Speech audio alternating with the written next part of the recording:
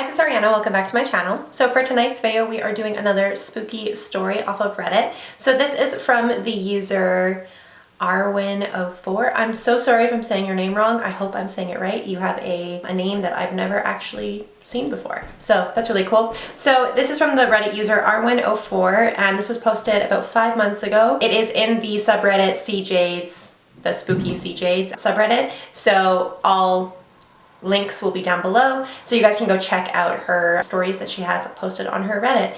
So like usual, I have a candle going. We are still doing the cinnamon bun one. This is the glazed cinnamon bun. I just made a bunch of candles too. I was going to bring one of the ones that I made in here, but I actually want to burn this one down just so that I can take some of the wax and pour it into the candles that I made, just because I want them to be a little bit more scented, and Bath & Body Works candles are extremely scented, whereas the ones that I made are a little bit more muted. So I want to take some of the wax from my Bath & Body Works candles and put it into my own candles and make them a little bit more scented. So anyway, that intro is now over, and we can get into the video.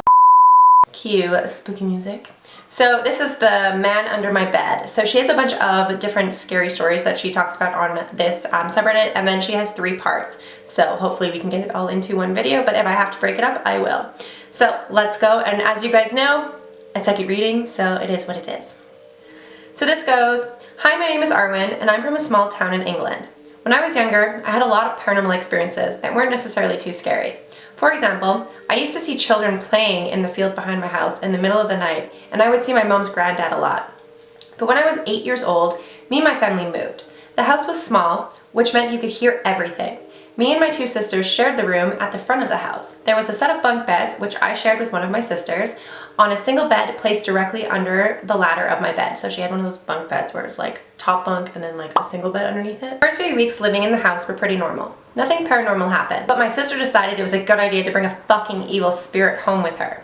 It was 9 p.m. on a Sunday, and my sister was on the train home from visiting her boyfriend. She rang my mom hysterically crying, saying handprints kept appearing on the door of the train, and a man's face kept appearing in the window." She actually has photos of this, so I will post the photos here so you guys can see what she's talking about. It's really creepy. "My mom told her to go sit next to somebody and talk to them, but she was alone in the carriage. The whole carriage was completely empty. My mom and I stayed on the phone with her until she got off the train. When she got home, she was crying, saying she could see a shadow following her as she walked. I remember my mom telling her not to worry and she was probably just seeing things, but turned out she wasn't. I have loads of experiences, but these are a few I remember because of how scary they were." So she goes into explaining the few that she remembers. This is fucking terrifying. I was reading this about 20 minutes ago. It was on my computer and I was like, nope, we have to go make a video on this because this is terrifying. And she said that I could. So yeah. "It was a few days after my sister had the experience, and me and my sisters were getting ready for bed. I was trying to sleep, but I felt weird. I felt like something was wrong, and I could hear footsteps as if someone was pacing up and down the hallway. I knew my older sister was in her room, so I just figured it was them, so I shouted and asked them to stop. But when they didn't reply, I got out of bed to tell my mom. When I opened the door, I realized no one was there, but I could still hear the footsteps. It carried on like this for a couple of nights, but things only got worse. I had a horrible dream. In my dream, I woke up in the bathtub. The whole room was black and a red handprint was smeared across the mirror. I saw the light in my parents' room was on, so I got out of the bath and went over to their room. When I got to it though, it was empty and a black figure was hunched over in the corner. It turned around and a man with a top hat, red bow tie, and completely white eyes smiled at me. He contorted his body and turned completely black. He lunged at me and I started to run. He chased me through the house until I came to the back door and he grabbed my arm. That's when I woke up. I had a weird feeling that someone was watching me.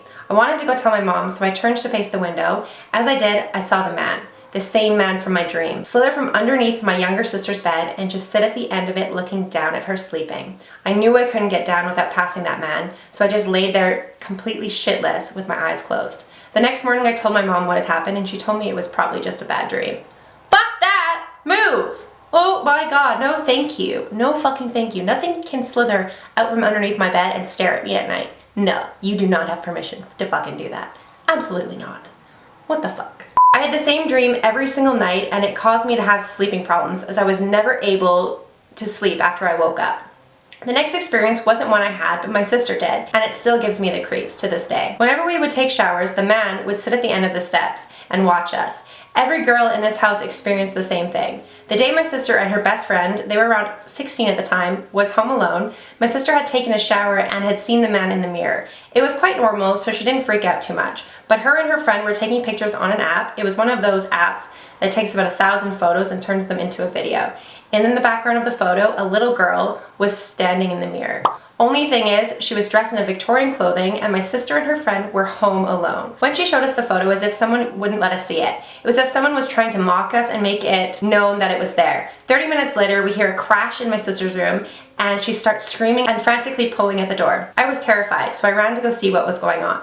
My 2 oldest sisters and their friends were screaming and asking for help. They were locked in their room, but the door didn't have a lock on it. At the end of the day, my dad ended up kicking in the door. My sisters were crying and their friend had a huge cut on her arm. Apparently, they had been sitting on the bed and she felt someone push her off it. She fell right into the mirror and it cracked. After that, we all slept in the same room. This thing was evil and attempted to harm us many times, but I was its main target. At Christmas time, the tree that we had was very sturdy, and in 21 days it had never fallen over, and it fell on top of me and nearly crushed me. I got stuck inside the toy box and nearly suffocated. A rope got wrapped around my neck in the middle of the night, and scariest of them all, I nearly drowned in the bathtub.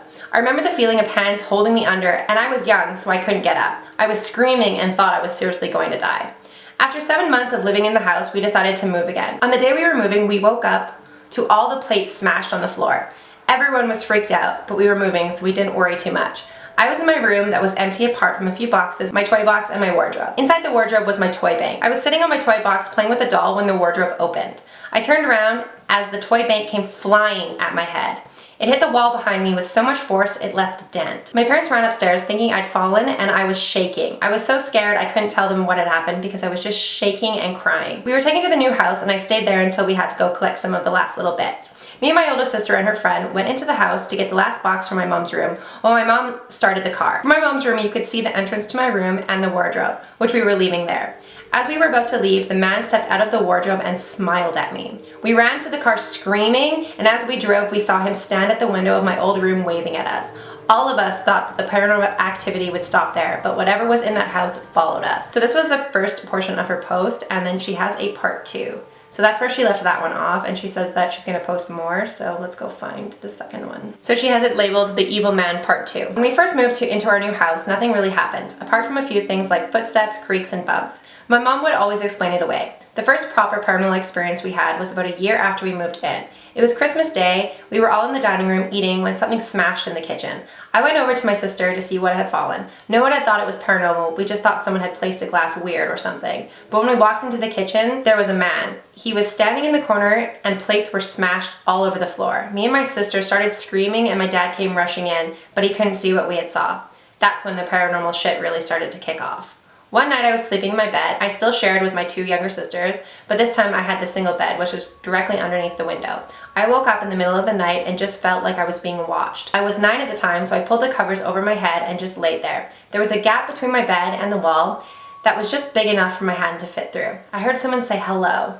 It was in a low, raspy male's voice, and I didn't recognize it. I looked down between the gap, and a white, glowing eye was staring at me. I froze like I couldn't move. I just froze. I covered my head with the blanket and laid there absolutely terrified for the rest of the night. Another night, my sister was sleeping, and I was just about to fall asleep when I heard some creepy-ass music coming from underneath my bed. It was like a creepy music box, music you hear in horror films. I woke my little sister, and they heard it too.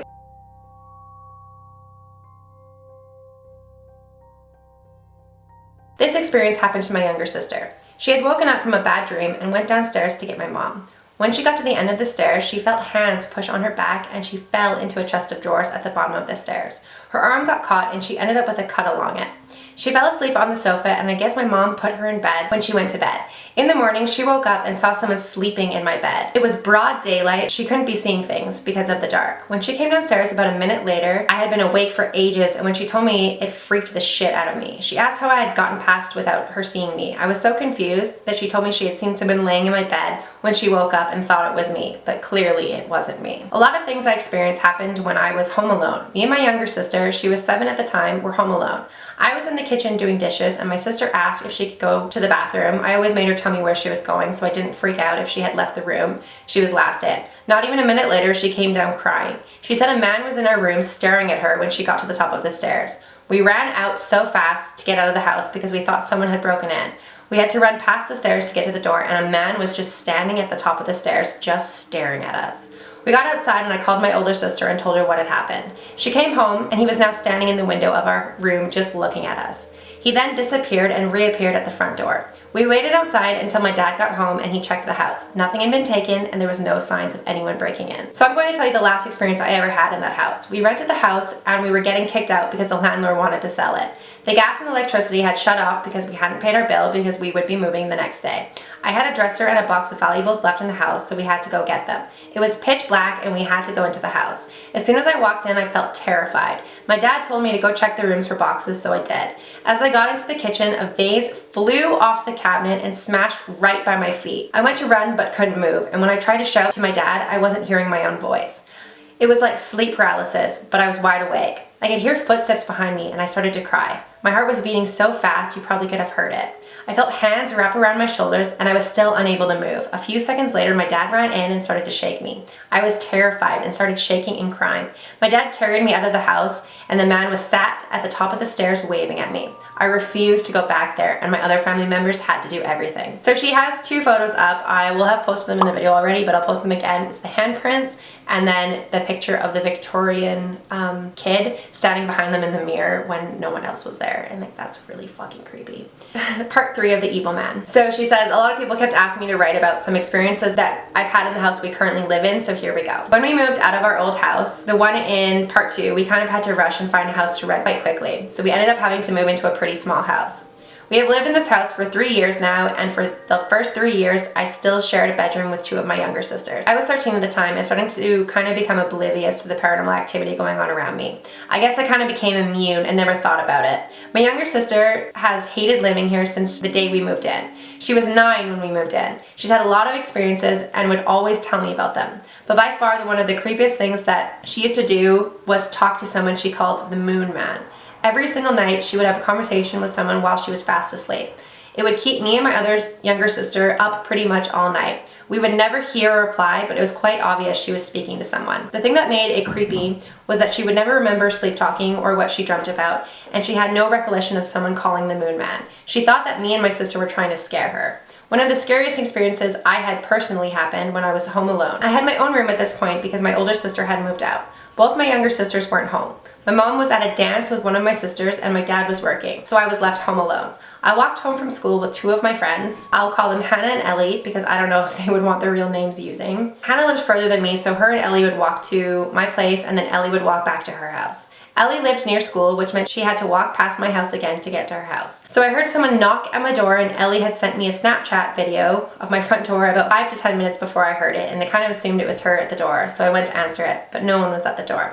So I just texted her and asked if she had knocked on it. Bear in mind that her house was a 10-minute walk from mine, and she said, "What do you mean? I'm at my house." I sent her another video. It was kind of freaked out and Ellie was confused, so she FaceTimed me when I explained to her what had happened. And I swear down to the Bible, as we were talking, we both hear someone knock at the door. I went to my window because you had a clear view of the front door and no one was there. And it wasn't like it had taken a long time for me to get there because the knocking was still happening as I looked out the window. Ellie heard it as well, so I knew I wasn't going crazy. I wanted to take my mind off it because I didn't want to freak myself out. I was home alone. I was on Snapchat messing around with filters and taking photos, and in the corner of one of the pictures was a little girl with black eyes. She says, "Updated, I posted the photo I talked about," and that's where she ends up. So she said that in the corner of her photo she sees a little girl with black eyes. Yeah, I can see it in the photo. That's really fucking creepy. So I will have posted the photo in here. So this isn't really a Reddit post where it was like a full-blown story. It's just like little pieces of stories that she has cut up into her Reddit posts, so it was kind of hard to read. I did manage it, but a lot of those stories were really creepy. It sounds like something's following them. I don't know, if you believe in the paranormal, this literally sounds like something is attached to that family and it's following them everywhere they move to, so that's really creepy and really, really unsettling. I've never had anything like that happen to me personally, so I can't say whether or not it's real or if it's made up, but the way that she's describing it, it sounds pretty fucking real to her, and that's terrifying. So I will have posted all of the photos in the video somewhere where she's mentioned them, and they are really fucking creepy.